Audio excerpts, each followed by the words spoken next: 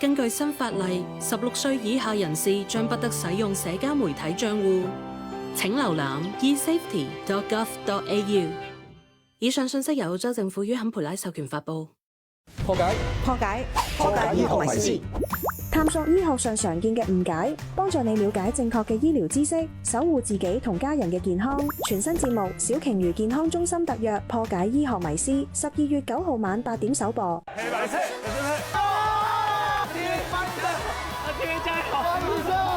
我用過地球最想給我的超能力，羚羊綁在一起，方向的感覺，發，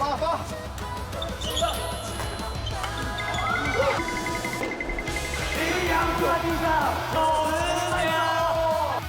來吧，哪裏怕？星期日下午2點半，翡翠台，由買樓投資到上車，專家全方位分析置業嘅